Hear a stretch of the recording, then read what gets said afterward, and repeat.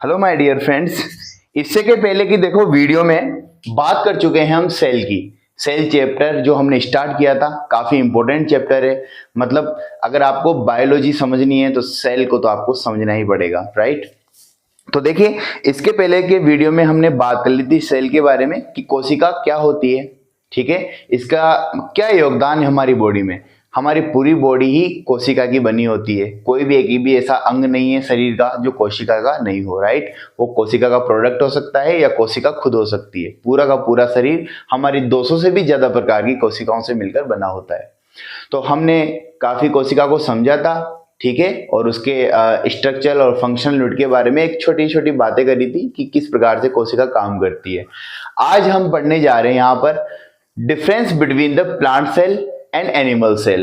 मतलब क्या अंतर होता है एक पादप की कोशिका में और एक जीव की कोशिका में। जीव, कोई भी जीव हो, एनिमल हो, ठीक है, उसकी कोशिका में क्या अंतर होता है। क्या दोनों की कोशिकाएं एक जैसी होती है?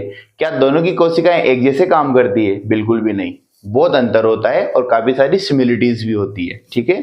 तो लेट्स स्टार्ट। तो देखिए, यहाँ पर टॉपिक है हमारा आज का difference between the plant cell and animal cell. तो यहाँ पर मैंने प्लांट सेल का कॉलम बना दिया और यहाँ पर एनिमल सेल का। ये कुछ कोशिका के ऑर्गेनल्स हैं।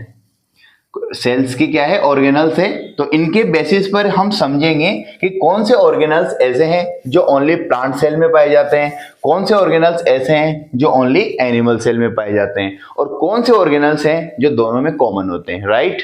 तो देखिए, सबसे पहले मैंने यहाँ पर लिखा है सेल शेप।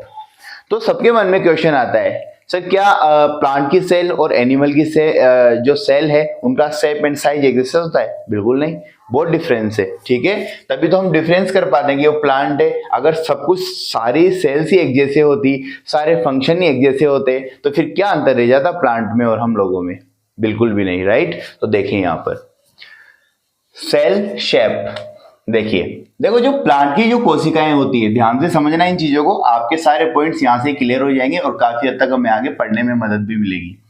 प्लांट सेल की जो सेल शेप होती है, उनकी सेल की जो साइज, कोशिका, उनके आकार जो होता है वो कैसा होता है? देखो, जो प्लांट की ज्यादातर मोस्टली जो प्लांट होते हैं उनकी कोशिका कैसी होती है? रेक्टेंगल होती है। Got it? रेक्टेंगल भी नहीं बनाओगे आप तो उसके अलावा कैसी होती है? इस प्रकार से, ठीक है। एक जैसे हनी कॉम्ब का एक डब्बा होता है, एक बॉक्स होता है, उसके जैसे इसकी शेप होती है। मतलब देखो काफी रेगुलर शेप है, ठीक है। बिल्कुल एक कह सकते हैं कि फिक्स शेप है इसका, फिक्स्ड, ओके। बोल सकते हैं हम इसको रेगुलर है, रेगुलर शेप है, राइट। ये आपको समझ में आ गया। इसके बाद एनिमल सेल की बात करें कि उसका सेल शेप कैसा होता है, तो देखिए एनिमल सेल्स होती है जो काफी कैसी होती है? इरेगुलर। आप कैसे भी बना दे एग्जाम में उसकी साइज, शेप एंड साइज, आपको कभी क्वेश्चन गलत नहीं होगा, ऐसे बना दे। कैसी होती है? इरेगुलर, ठीक है। लिख सकता हूं मैं यहाँ पे इरेगुलर शेप।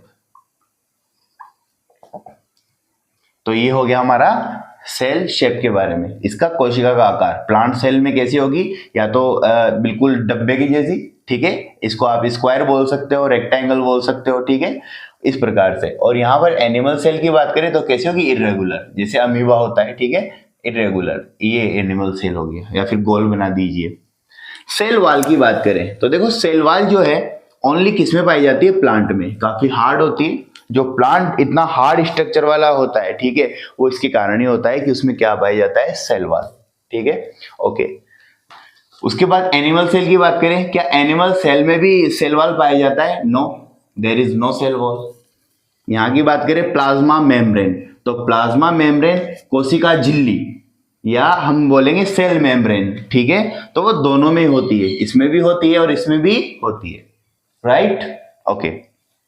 बात करें हम एंडीप्लाज्मिक रेटिकुलम, ठीक है, ईआर की, तो देखो ये शॉर्ट में लिखा है मैंने यहाँ पर ईआर।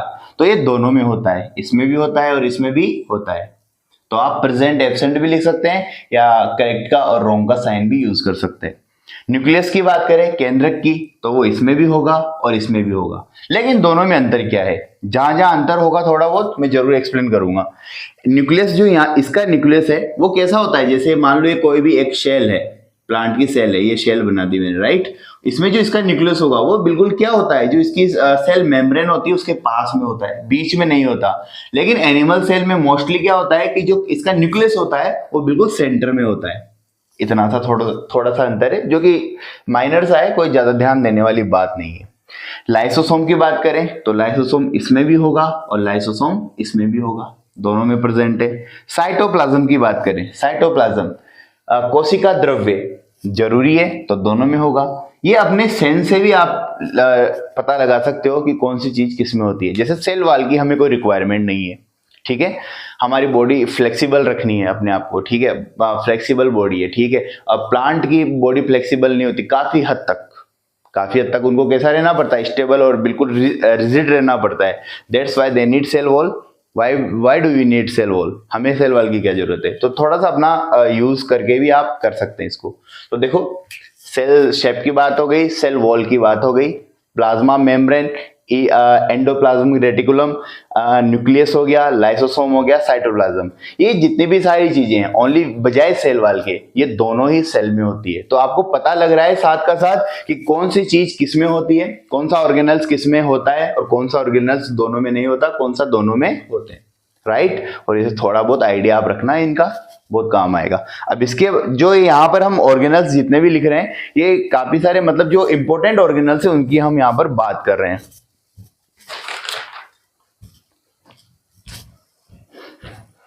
और भी काफी सारे ऑर्गेनल्स होते हैं जो इंपॉर्टेंट है, तो उनको देखो यहां पर लिख देता हूं मैं, क्योंकि बोर्ड थोड़ा इसमें नीचे दिखेगा नहीं आपको।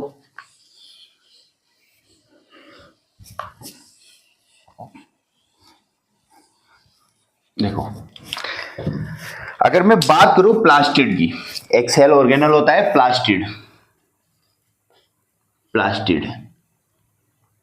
ठीक है। प्लास्टिड की बात करें, अब देखो प्लास्टिड होता क्या है, जिसमें क्लोरोप्लास्ट वगैरह, हरित लवक वगैरह पाए जाते हैं। तो आप जानते हो एनिमल में हरित लवक की क्या जरूरत, क्लोरोप्लास्ट वगैरह की जरूरत क्या है। तो देखो प्लांट सेल में तो ये होता है प्रेजेंट और एनिमल सेल में होता है ये एब्सेंट, राइट। प्लास्टिक के बाद बात करें आप माइटोकॉन्ड्रिया, माइटोकॉन्ड्रिया की बात करें तो माइटोकॉन्ड्रिया दोनों में ही होगा। अब यहां पर भी थोड़ा सा अंतर है, दोनों में होगा, प्लांट सेल में भी होगा, एनिमल सेल में भी होगा। एक छोटा सा अंतर क्या आ जाता है कि नंबर ऑफ माइटोकॉन्ड्रिया, देखो अलग हमने बात करी ना कि हमारा शरीर भी 200 प्रकार की कोशिकाओं से मिलकर बना होता है। तो वैरायटी ऑफ सेल्स होती है, सेल एक ही प्रकार की नहीं होती, सेल बहुत सारे प्रकार की होती है और सब में कुछ ना कुछ ऑर्गेनल्स कुछ में ज्यादा होते हैं और किसी में कुछ ऑर्गेनल्स कम होते हैं। तो जो माइटोकॉन्ड्रिया है, प्लांट सेल और एनिमल सेल की बात करें, एक प्लांट सेल और एनिमल सेल की बात करें जनरली बात, तो क्या होता है कि जो प्लांट की जो सेल होती है हमारी, ठीक है, उसमें नंबर ऑफ माइटोकॉन्ड्रिया क्या होते हैं, कम होते हैं। किसकी तुलना में, एनिमल सेल की तुलना में। तो आप इससे याद रखिए कि यहाँ पे जो माइटोकॉन्ड्रिया है उनकी संख्या कम होगी, ठीक है, लेस इन नंबर, ऐसे लिख सकता हूं मैं, लेस इन नंबर।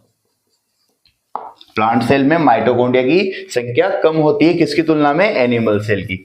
होता दोनों में ही है, और एनिमल सेल में जो माइटोकॉन्ड्रिया का नंबर होता है वो काफी ज्यादा होता है, ठीक है, क्योंकि हमें एनर्जी की काफी ज्यादा जरूरत पड़ती है। Mitochondria do you know very well, इसको बोलते हैं power house of the cell, इसलिए। उसके बाद बात करें हम किसकी, माइटोकॉन्ड्रिया के बाद आती है वैक्यूल्स, ये भी इंपॉर्टेंट है, थोड़ा ध्यान रखने वाली बात है। वैक्यूल्स की बात करें, वैक्यूल्स, ठीक है, तो देखो वैक्यूल्स इसमें भी होगा और इसमें भी होगा, लेकिन यहां भी थोड़ा सा अंतर है कि जो वैक्यूल्स प्लांट सेल में वो कैसा होता है, बड़ा होता है, उसकी साइज कैसी होती है, बड़ी, ये साइज में क्या होता है, बड़ा होता है। और जो वैक्यूल्स एनिमल सेल में मिलता है वो कैसा होता है, साइज में छोटा, कैसा होता है, साइज में छोटा। इतना सा इनमें अंतर है। इसके बाद बात करें हम राइबोसोम्स की, ठीक है, राइबोसोम दोनों में होगा, दोनों को जरूरत है राइबोसोम्स की, प्रोटीन फैक्ट्री, राइबोसोम्स। लेकिन राइबोसोम देखो, अब राइबोसोम की बात करें तो कैसा होगा, दोनों में प्रेजेंट, क्या है ये, दोनों में प्रेजेंट है। इतना सा आपको पता रखना है कि जो मेन ऑर्गेनल्स है उनके बारे में हमने देखा कि एक छोटा सा क्या अंतर हो सकता है प्लांट सेल में और एनिमल सेल में, और कुछ ऐसी चीजें जो ओनली प्लांट सेल में पाई जाती है, कुछ ऐसी चीजें जो ओनली एनिमल सेल में पाई जाती है। जैसे हम बात करें सेंट्रियोल की, वो एनिमल सेल में पाया जाता है, ठीक है। बहुत सारे गोल्जी बॉडी हो सकती है, गोल्जी अपैरेटस, ठीक है, वो दोनों में पाई जाती है, लेकिन उनकी संख्या में अंतर है। लेकिन जो मेन है वो ये है, इनके थ्रू आप याद रख सकते हैं कि एक बहुत ही छोटा सा कॉमन सा डिफरेंस है कि सेल वॉल का। सबसे पहले तो आप यही याद रखें कि जो सेल वॉल है ओनली किस में पाई जाती है, प्लांट सेल में। एनिमल सेल में सेल वॉल की कोई रिक्वायरमेंट भी नहीं है और पाई भी नहीं जाती, राइट। तो ये था एक छोटा सा अंतर, ठीक है।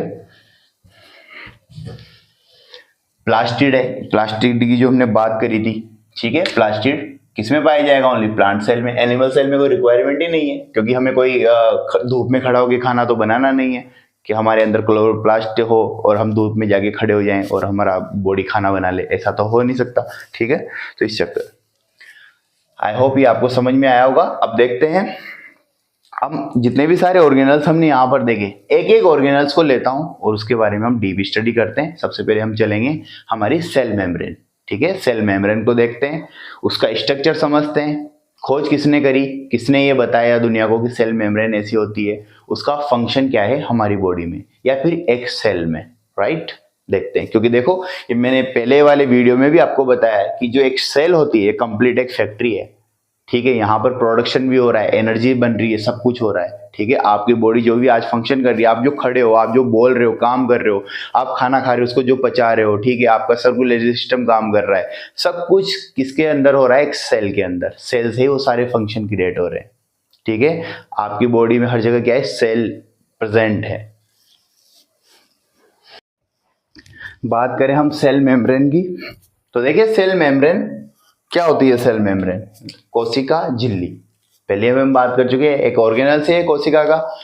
तो सेल मेम्ब्रेन होती क्या है, किस चीज की बनी होती है, इसका फंक्शन क्या है, एक एक चीज को देखते हैं। सबसे पहले इसके मॉडल को समझ लेते हैं। देखिए जो मैंने यहाँ पर डायग्राम बनाया है ये, ठीक है, इसको हम बोलते हैं फ्लूइड मोज़ेक मॉडल। क्या बोलेंगे, fluid mosaic model, fluid mosaic model. इससे आपको समझना पड़ेगा इस चीज को, ठीक है। फ्लूइड मोज़ेक मॉडल, अब ये फ्लूइड मोज़ेक मॉडल समझाया किसने दुनिया को पहली बार, कि हमारी जो सेल मेम्ब्रेन है कुछ इस प्रकार से बनी होती है। सबसे पहले देखो, सबसे पहले काफी सारे जैसे इलेक्ट्रॉनिक माइक्रोस्कोप का आविष्कार हो चुका था, तो काफी सारे वे साइंटिस्ट ने इसके बारे में बताया, लेकिन एक फैक्चुअल बात नहीं बता पाए कि ये होती कैसे, फंक्शन कैसे करती है, राइट। कि इसमें कौन कौन से पार्ट होते हैं। पहले तो उन्होंने आरबीसी को लिया और आरबीसी के बारे में जाना, ठीक है। लेकिन जैसे ही 1932 में नोल एंड ट्रस्का नामक वैज्ञानिकों ने जब इलेक्ट्रॉनिक माइक्रोस्कोप बना लिया, उसके बाद इसकी और भी ज्यादा डीप स्टडी होने लगी। तब जाके दो साइंटिस्ट इन 1972, वैसे सबसे पहली बार 1950 में इसके बारे में बता दिया गया था कि एक सेल मेम्ब्रेन होती है जो एक लिपिड की लेयर होती है, लेकिन जब तक उनको इसके अंदर कैसे काम होता है और कौन कौन से इसमें कंपोनेंट्स है उसके बारे में उन्होंने नहीं बताया था। सिर्फ इतना पता था कि हाँ, एक जो सेल मेम्ब्रेन होती है वो एक लिपिड की बाइलेयर होती है, दैट्स ऑल। लेकिन जैसे बाद में और भी डीप स्टडी करी, जो हमारे साइंटिस्ट आए जिनका नाम लिख देता हूं यहाँ पर, निकोल एंड सिंगर, ये नाम है उनका, Nicolson and singer and Nicolson, जो भी आप आगे पीछे करके बोलना चाहो, निकोलस एंड सिंगर।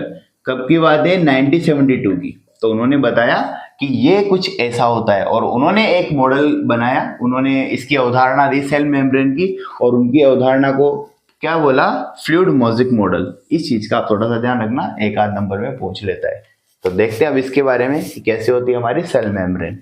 तो देखिए जैसा कि मैंने स्ट्रक्चर पहले बना दिया आपके लिए, जो ये दिख रहा है आपको, ठीक है, ऊपर गोल गोल सा, और इसकी जो टेल दिख रही है, ठीक है, इनको थोड़ा कंसिस्ट करें। ये दोनों की दोनों, ये एक यूं मान के चले कि जैसे एक शेल थी पूरी, ठीक है, और सेल का एक पार्ट काटा है और उसको माइक्रोस्कोप में देखा है, और माइक्रोस्कोप में देखने के बाद कुछ ऐसा दिख रहा है, राइट। इस सेल का एक छोटा सा पार्ट, ठीक है। तो देखिए अब इसको, लिपिड बाइलेयर, मतलब लिपिड की लेयर होगी, ऑब्वियसली लेयर है तो ये अंदर का पार्ट, ये लेयर है तो ये अंदर का पार्ट है, ये बाहर का पार्ट है। तो ये दोनों मैंने ऐसे बना दी, दोनों तरफ भी सेम ही है, तो लिपिड बाइलेयर होती है। अब जो लिपिड बाइलेयर होती है मेनली किसकी कंसिस्ट होती है, फॉस्फोग्लिसराइड्स की। किसकी बनती है लिपिड लेयर, फॉस्फोग्लिसराइड्स की। तो सब जानते, कॉमन सी बात है, ठीक है, बायोकेमिकल स्टडी आपने की होगी, सैचुरेटेड हाइड्रोकार्बन। तो देखिए इस प्रकार से होती है लिपिड बाइलेयर दोनों तरफ। इसका ये तो हेड है और नीचे टेल है, अब जो हेड टेल है उसको यहां पर देखें, जो हेड है उसको हमने बोला है हाइड्रोफिलिक हेड। क्या बोला है? Hydrophilic head. मतलब इसको पानी से कोई फर्क नहीं पड़ेगा, ठीक है, ओके। हाइड्रोफिलिक, हाइड्रो का मतलब कोई भी फ्लूइड वगैरह या फिर वाटर हम समझ सकते हैं। और जो इसकी जो टेल है उसको हमने बोला है हाइड्रोफोबिक टेल। इन दोनों को आप थोड़ा ध्यान रखना, हाइड्रोफिलिक एंड हाइड्रोफोबिक। हाइड्रोफोबिक का मतलब कि इसको पानी से प्यार नहीं है, ये पानी से दूर रहना चाहता है, तो ये कहाँ है? अंदर की साइड, ठीक है। जैसे ये लेयर है, दोनों लेयर है, तो ये वाला पार्ट है इसका हाइड्रोफिलिक पार्ट, ये वाला भी क्या है, सॉरी हाइड्रोफोबिक पार्ट, ये भी हाइड्रोफोबिक पार्ट, दोनों मिल गए और ऊपर और नीचे कौन सा हो जाएगा इसका? Hydrophilic part, right. चलो अब देखते हैं आगे। ये तो हो गया इसकी बात, ओके। इसमें देखो बाद में जब मैंने बोला कि सबसे पहले तो वैज्ञानिकों ने क्या माना था कि सिर्फ लिपिड की बनी होती है, लेकिन बाद में और भी पता चला कि इसमें कोलेस्ट्रॉल भी होता है, राइट। उसके बाद उनको पता चला कि ये इसमें प्रोटीन भी होता है। तो ये देखो प्रोटीन इसमें काफी सारा बनाया हुआ है और इस प्रकार से होता है। इसमें प्रोटीन कहीं फंसा होता है, जैसे आप मिठाई जमाते हो ना घर पर, किसी हलवाई वगैरह को देखना, मिठाई जमा दी उसने और उसके ऊपर क्या डाल दी? काजू बादाम वगैरह डाल दिए। तो इस प्रकार से यहाँ पर प्रोटीन लगा होता है। तो यहाँ पर ये प्रोटीन लगा हुआ है, ठीक है। अब ये प्रोटीन यहाँ पर भी लगा हुआ है। देखो जो प्रोटीन अंदर फंसा हुआ है, अंदर धंसा हुआ है ढंग से, उसको तो हमने क्या नाम दे दिया? इंटीग्रल प्रोटीन, मतलब जो अंदर की तरफ है, राइट, ओके। और जो बाहर है देखो थोड़ा थोड़ा, इसको हमने बोल दिया है पेरिफेरल प्रोटीन। होता क्या है? ग्लाइकोप्रोटीन ही होता है यहाँ पर, ग्लाइकोप्रोटीन, नाम जरूर ध्यान रखिए आप। ग्लोबुल प्रोटीन, ग्लाइकोप्रोटीन, इस प्रकार का प्रोटीन होता है। लेकिन मोटा मोटा मॉडल यही है, और आप अगर आराम से इसको बना के आते हैं तो आप पूरे में से पूरे नंबर गेट कर लोगे। लिपिड बाइलेयर की हम बात करें, थोड़ा इसको और देख लेते हैं। यहाँ लिखा है मैंने सैचुरेटेड हाइड्रोकार्बन।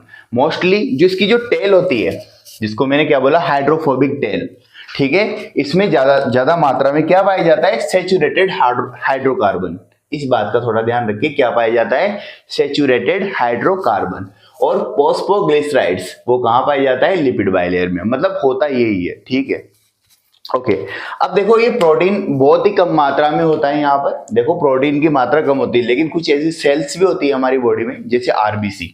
अब अगर आप आरबीसी को देखोगे ध्यान से, तो उसमें प्रोटीन 60 से 70% होता है, और जो और चीजें होती है जैसे लिपिड वगैरह वो होती है 40% to 30%, ठीक है। लेकिन मोस्टली एक जो हमारी सेल मेम्ब्रेन होती है उसमें जनरल जो हमारी सेल्स होती है उनकी सेल्स में प्रोटीन कम पाया जाता है, लिपिड ज्यादा पाया जाता है। इनका सबका अपना अपना अलग अलग फंक्शन है। लिपिड का अपना फंक्शन है, peripheral protein, integral protein, cholesterol, सबका अपना अपना फंक्शन है, और फंक्शन के कारण ही यहाँ पर पाए जाते हैं, राइट। कुछ ना कुछ फंक्शन होगा जब भी भगवान इनको यहाँ पर दिया है फिक्स जगह पर, राइट। चलो अब देखते हैं इनकी फंक्शन की बात कर लेते हैं। ये तो हो गया, बस थोड़ा सा ध्यान रखना किसको कौन सा मॉडल बोलेंगे? Fluid mosaic model. किसके द्वारा रखा गया था सबसे पहले? निकोलस एंड सिंगर के द्वारा। कब रखा गया था? 1972 में। कैसी लेयर है? लिपिड बाइलेयर है। किसकी बनी होती है lipid bilayer? Saturated hydrocarbon plus phosphoglycerides, ठीक है, ओके। ऊपर वाली चीज को क्या बोलते हैं? Hydrophilic head.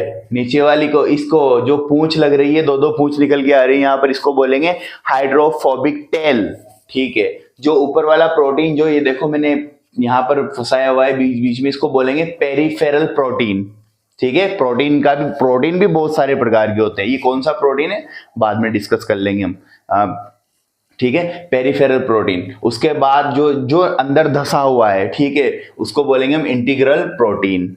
ध्यान रह जाएगा। और छोटे छोटे टुकड़े इसमें ऐसे ऐसे डाल देना और लिख देना वहां पे कोलेस्ट्रॉल, और ये आपका पूरा का पूरा मॉडल तैयार हो गया सेल मेम्ब्रेन का, फ्लूइड मोज़ेक मॉडल। ध्यान रहेगा। देखो इसके कारण ही जो प्रोटीन यहाँ पर रहता है, ठीक है, थोड़ा सा ये क्या है? मूवमेंट करता रहता है। मूवमेंट का मतलब ऐसा नहीं कि चलता फिरता रहेगा, बस थोड़ा सा इसका, क्योंकि आप जानते हो हमारी सेल मेम्ब्रेन है वो दृढ़ नहीं है, रिजिड नहीं है, वो क्या है? सॉफ्ट है। तो ये सारे के सारे बॉडी में, मतलब पूरी की पूरी सेल में इधर उधर शिफ्ट होते रहते हैं ड्यू टू द फंक्शन। कोई काम होगा तभी ऐसा होता है, और उससे भी कुछ ना कुछ रिजल्ट डेफिनेटली निकलता होगा। तो ये मॉडल तो आपको समझ में आ ही गया होगा। अब बात कर लेते हैं हम इसकी मेन फंक्शन की, कि हमारी एक सेल मेम्ब्रेन जो है होती क्या है, हमने देख ली। किसकी कंसिस्ट है, किसकी बनी हुई है, वो भी पता लग गया।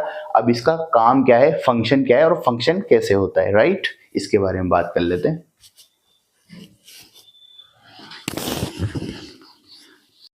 तो यहां पर हम बात कर लेते हैं फंक्शन की। सेल मेम्ब्रेन के क्या क्या कार्य होते हैं एक सेल में, राइट। तो देखो फंक्शन की बात करें, सबसे पहले protection of the cell, right. देखो एक एक चीज को समझिए। प्रोटेक्शन ऑफ सेल, सेल की सुरक्षा करना, सही बात है, मानना पड़ेगा, क्योंकि देखो सेल है, उसकी आउटर लेयर कौन है, सबसे बाहर सेल मेम्ब्रेन ही है, ठीक है। तो एक तरह से सेल के अंदर जो भी ऑर्गेनल्स है उनकी क्या करती है, रक्षा करती है। कौन करती है, सेल मेम्ब्रेन। ये क्या है, हमारी सेल मेम्ब्रेन या प्लाज्मा मेम्ब्रेन, जो भी आप बोलते हो, सेल मेम्ब्रेन क्या करती है, सबसे पहला कार्य उसका प्रोटेक्शन ऑफ सेल, याद रह जाएगा। सम स्ट्रक्चरल सपोर्ट, ये लिख दिया है मैंने। देखो कुछ, कहीं ज्यादा तो नहीं बोल सकते, लेकिन कुछ हद तक ये क्या करती है, एक सेल को स्ट्रक्चरल सपोर्ट भी देती है। स्ट्रक्चरल मतलब उसकी शेप एंड साइज को मेंटेन करना, राइट। ओके, वैसे तो आप जानते हो कि ये जो एनिमल सेल होती है उनकी शेप एंड साइज फिक्स नहीं होती, लेकिन कुछ हद तक तो, राइट। जैसे उसको फूटने नहीं देती, ब्रस्ट नहीं होने देती। अदरवाइज क्या होगा, आपकी सेल मेम्ब्रेन अगर ब्रस्ट होगी तो पूरी बॉडी आपकी फ्लूइड के रूप में, 72% वाटर ही तो है आपकी बॉडी, पूरी बॉडी बह जाएगी नदी की तरह। तो आप एक तरह से क्या करती है, स्ट्रक्चरल सपोर्ट भी करती है, प्रोटेक्शन ऑफ सेल भी करती है, राइट। ओके, दूसरा पॉइंट समझिए, provide fix environment in the cell. कुछ हद तक एक सेल का अंदर का, कुछ हद तक नहीं, पूरा provide fix environmental in the cell. जो एनवायरमेंट है अंदर का, सेल का एनवायरमेंट का मतलब सेल के अंदर जितने सारे ऑर्गेनल्स है, जो काम चल रहा है, साइटोप्लाज्म है, साइटोप्लाज्म यहाँ पर भरा हुआ है, साइटोप्लाज्म, ठीक है। कोशिका द्रव्य जो भरा हुआ है, उसके अंदर काफी फंक्शन चलते रहते हैं कोशिका के, तो उसको एक तरह का एनवायरमेंट देती है। एनवायरमेंट कैसे, कि जो बाहर का एनवायरमेंट है वो भीतर के एनवायरमेंट का कोई बिगाड़ नहीं सकता, कुछ नुकसान नहीं कर सकता। वरना आपको पता लगे सेल आपकी वर्क कर रही है और आप नहाए, आपका बाहर का एनवायरमेंट जो पानी था अंदर घुस गया और आपकी सेल का सारा काम रुक गया। ऐसा तो नहीं होता ना, नहीं होता बिल्कुल भी, क्योंकि ये बाहर के एनवायरमेंट से, जो अपना आसपास का सराउंडिंग का एनवायरमेंट है, उससे अपने अंदर, मतलब सेल एक छोटी सी सेल अपने अंदर के एनवायरमेंट का जो एनवायरमेंट का जो कल्चर है, उसका जो भी तरीका है, उसको फंक्शन को कौन मेंटेन रखने में हेल्प करता है, सेल मेम्ब्रेन, राइट। फंक्शन अपने आप चलता रहेगा, उसको मेंटेन कौन, उसको प्रोटेक्शन कौन दे रहा है, ऊपर से सेल मेम्ब्रेन। तो एक तरह से एनवायरमेंट को मेंटेन कर रहा है। दूसरा, एनवायरमेंट को मेंटेन करने का मतलब काफी सारे फ्लूइड्स हैं जो सेल के अंदर आते हैं और काफी सारे फ्लूइड है जो सेल के बाहर जाते हैं, due to the nature of cell. क्योंकि आप जानते हो सेल का जो नेचर होता है वो कैसा होता है, सेमी परमिएबल। याद रखिए वर्ड को, सेमी परमिएबल मतलब अर्ध पारगम्य झिल्ली। कुछ चीजें सेल के अंदर आ सकती है और कुछ चीजें बाहर जा सकती है। सारी चीजें, हर चीज आपकी सेल के अंदर नहीं घुस सकती। आपकी सेल पहले देखती है, कुछ उसने सोल्जर रखे हुए हैं प्रोटीन नाम से, जो देखते हैं, आइडेंटिफाई करते हैं कि हाँ ये मेरी सेल के लिए अच्छा है तो इसे अंदर आने दो, ठीक है, ये मेरी सेल के लिए बेकार है इसे बाहर जाने दो, ठीक है, इस प्रकार से। और कुछ चीजें जो अलाउ ही नहीं करते, ना तो अंदर आती है ना बाहर जाती है। तो ये क्या हो गया, provide fix environment in the cell. तो दो काम आपको समझ में आ गई। सबसे पहला प्रोटेक्शन हो गया, सम स्ट्रक्चरल सपोर्ट हो गया, provide fix environment in the cell, जब भी तो एनवायरमेंट मेंटेन रखता है सेल मेम्ब्रेन। दूसरा, तीसरा, एग्जिट टॉक्सिक मटेरियल आउटसाइड। कुछ ऐसे टॉक्सिक मटेरियल बनते रहते हैं, लाइसोसोम, जिस पहले वाले वीडियो में भी बात करी थी मैंने, लाइसोसोम जो कि हमारी सेल की होती है आत्मघाती थैली, सुसाइडल बैग। तो उसमें काफी सारे, जो भी सेल मर जाती है या उसके ऑर्गेनल्स खराब हो जाते हैं तो उनको अपने अंदर खींच लेता है वो, राइट। तो ऐसे ऑर्गेनल्स को वो बाहर निकालता है, तो उसके लिए वो परमिशन कौन देता है, सेल मेम्ब्रेन। सेल मेम्ब्रेन ही क्या करेगा, इसके थ्रू जो भी यहाँ पर डेड मटेरियल हो गया, जो भी सेल के अंदर कोई भी डेड मटेरियल हो गया तो उसको बाहर फेंकना है। तो ये काम भी कौन कर रहा है, आपका सेल कर रहा है। आपका पसीना भी आपकी बॉडी से बाहर आ रहा है, कौन आने दे रही है, सेल मेम्ब्रेन। तो सेल मेम्ब्रेन के थ्रू ये सारे काम होते हैं। टॉक्सिक, पसीने में काफी सारे टॉक्सिक होते हैं, इसलिए तो बॉडी से बाहर फेंकना पड़ता है उसको। तो ये काम सेल अपने आप कर रही है। और किसके थ्रू हो रहा है, सेल मेम्ब्रेन के थ्रू, इतना ध्यान रखना। Transport nutrients into the cell, देखो टी लगाना, न्यूट्रिएंट्स इनटू द सेल। देखो कुछ ऐसी चीज होती है, जैसे मान लो बाहर कोई सेल के एनवायरनमेंट में कोई, जैसे आप बॉडी में एक तेल लगाते हो तो वो आपके तेल बॉडी के अंदर जाता है, नहीं जाता, जाता है, क्योंकि वो अलाउ करती है। अगर मान लो उसके लिए अच्छी चीज है तो वो अलाउ करेगी, ठीक है। तो transport nutrition into the cell. और क्या करती है, देखो सेल सब आपस में जुड़ी तो हुई है एक दूसरे से, ठीक है, एक दूसरे से आपस में जुड़ी हुई है, एक दूसरे से आपस में जुड़ी हुई है। मान लिया आपकी चोट लग जाती है, ये वाली सेल डैमेज हो जाती है, तो दूसरी सेल क्या करेगी, इसमें से कुछ न्यूट्रिएंट्स इसके लिए भेज देगी, और इसको प्रिपेयर इसको रेडी कर देगी, इसको रिकवर कर देगी। तो इस प्रकार से क्या करती है, ट्रांसपोर्ट न्यूट्रिएंट इनटू सेल। तो ये कौन कर रहा है काम, किसके थ्रू हो रहा है, सेल मेम्ब्रेन। क्लियर है, बिल्कुल ही समझ में आ गया आपको ये बात। दूसरा देखो, last but not the least, interact with other cell.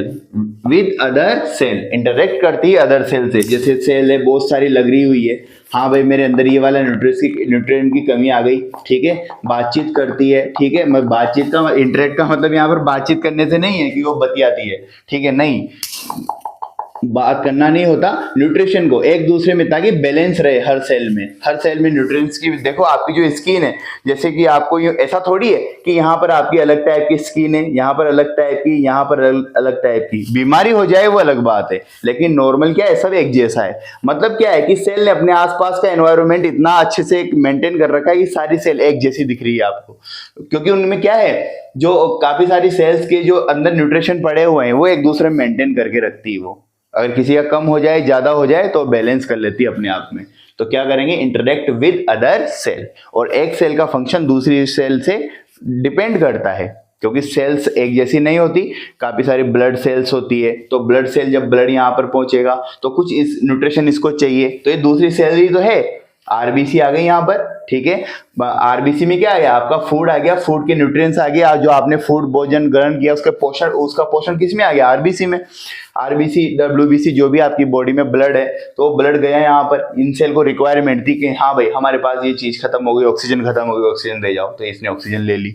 हमारे पास ये पानी की कमी आ गई, पानी की कमी पूरी करो, तो इसने हाइड्रोजन दे दिया इसको, राइट। इस प्रकार से इंटरेक्शन चलता रहता है सेल का, बहुत ही ईजी है। और सेल का नेचर जरूर याद रखें, बहुत इंपॉर्टेंट है कि इसका नेचर कैसा होता है, सेमी परमेएबल। सेमी परमेएबल मतलब अर्धपारगम्य झिल्ली। कैसी होती है ये, अर्धपारगम्य झिल्ली। कुछ चीजों को तो अंदर आने देती है, कुछ चीजों को बाहर जाने भी देती है, और कुछ चीजों को बिल्कुल ना तो अंदर जाने देगी ना बाहर आने देगी। और ये सारा फंक्शन देखो, अभी अपन ने जो फ्लूइड मोज़ेक मॉडल बनाया था, कुछ ऐसा फ्लूइड मोज़ेक मॉडल बनाया था, तो कुछ प्रोटीन फंसे हुए थे बीच बीच में, आपने देखे होंगे। तो ये सारा काम कौन करता है, प्रोटीन का यही फंक्शन होता है, सिलेक्ट करेगा बाहर से, एक सोल्जर की तरह, चौकीदार की तरह बैठा हुआ है प्रोटीन अपनी सेल मेम्ब्रेन में। वो सिलेक्ट करेगा कौन सी चीज मेरे अंदर आनी चाहिए, सेल के अंदर आएगी, और कौन सी चीजें सेल से बाहर जाएगी। तो ये काम है यहाँ पर प्रोटीन का, ठीक है, ओके। तो आई होप आपको ये सारी चीजें अच्छे से समझ में आई होगी। Thank you. तो कल के वीडियो में, और हाँ, कल के वीडियो में आगे का ऑर्गेनल्स डिस्कस करेंगे। देखो आराम से देखे वीडियोस को, एक वीडियोस में हार्डली हम एक ऑर्गेनल्स या दो ऑर्गेनल्स का डिस्कशन करेंगे, ठीक है। तो आपके लिए समझने में भी आसानी रहेगी, और छोटी छोटी चीजें को समझने में ज्यादा आसानी रहती है एक साथ बड़ी चीज समझने से, राइट।